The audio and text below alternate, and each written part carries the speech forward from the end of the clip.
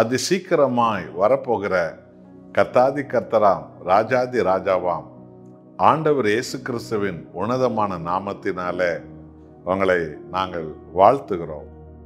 தேவன் தானே அவரை தேடுகிறவர்கள் முகங்களை பிரகாசிக்க வைக்கிறவர். அவருடைய வேதத்தின்படி நடக்கிறவர்களை இந்த உலகில் உள்ள எல்லா ஜனங்களை காட்டிலும் உயர்ந்த ஸ்தானத்தில் வைக்கிறவர். அவர்கள் வழியாக மகிமைப்படுகிறவர் நம்முடைய தேவன். 118ஆம் சங்கீதம் 13வது வசனத்தை பாருங்கள்.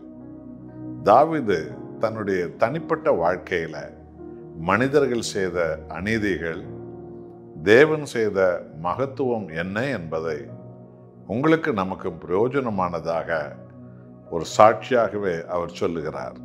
நான் விழும்படி நீ என்னை தள்ளினாய், கர்த்தரோ எனக்கு உதவி செய்தார். அல்லேலூயா. மனித சுவாபம் என்பது தான் வளர வேண்டுமென்றால் மற்றவர்களை வளராமல் செய்து விடுவது. இந்தியாவை பொறுத்த மாத்திரத்தில் இப்படிப்பட்ட அனுபவங்கள் தான் பல கோடி கோடியான மக்களுடைய அனுபவமாக இருக்கும்.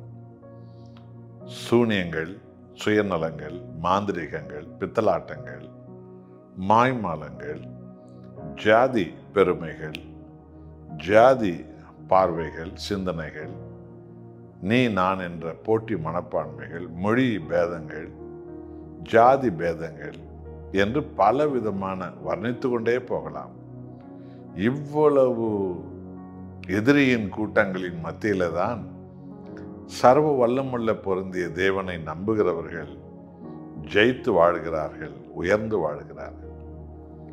தாவீதை சுற்றிலும் அவருக்கு உதவி செய்கிற நண்பர்களைப் போல பலர் வந்தார்கள். ஆனால் சந்தர்ப்பம் வரும்போது அவரை தள்ள முயற்சித்தார்கள்.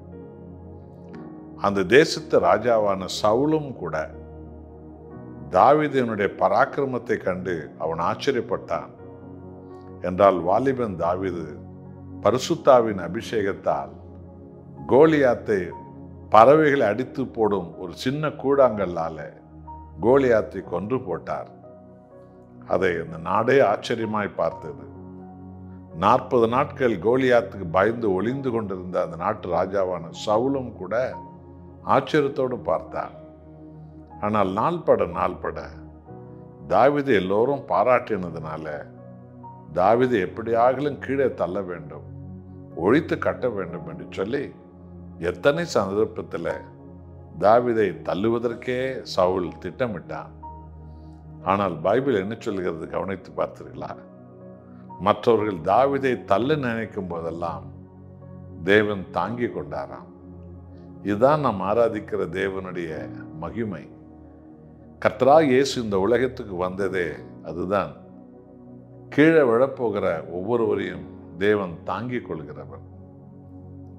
இன்றைக்கு ஜப கூட்டங்களில் எல்லாம் கூட ஆவியின் அபிஷேகம் எனக்கு உண்டு என்று சொல்லி மற்றவர்களை கீழே தள்ளுவதில் தான் அந்த வல்லமை வெளிப்படுவது போல பலர் நினைக்கிறார்கள். ஆனால் கீழே தள்ளுவதற்கல்ல வல்லமை, தள்ளப்பட்டவர்களை தூக்கி நிறுத்துவதற்குத்தான் பரிசுத்தாவின் வல்லமை நமக்கு கொடுக்கப்பட்டிருக்கிறது. ஆகவே யார் யாரோ கீழே போய் விழுவது மாத்திரம் வல்லமை என்று எண்ணிவிட வேண்டாம். விழுந்தவர்களை இயேசு கிறிஸ்துவின் நாமத்தினால் தூக்கி நிறுத்துவதற்கிறதே அதுதான் இரட்டிப்பான ஒரு வல்லமை. நம்முடைய தேவன் நம்மை கீழே தள்ளுகிறவர் அல்ல, மாறாக மற்றவர்கள் நம்மை தள்ள நினைக்கும் போதெல்லாம் நான் விழுந்து விடாதபடிக்கு தாங்கி பிடித்துக் கொள்கிறவர். அல்லேலூயா. நமது வாழ்க்கையில எத்தனையோ தருணங்கள் மனிதர்கள் நம்மை தள்ள நினைத்தார்கள். ஏன்?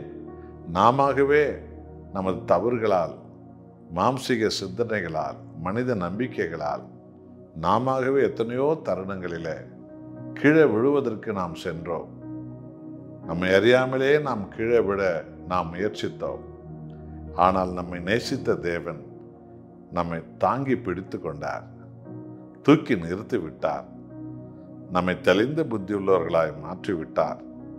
நாளை தமிழ் நிமிரும்படி நம்மை ஆண்டவர் செய்து விட்டார். எத்தனை மகிமை அல்லவா!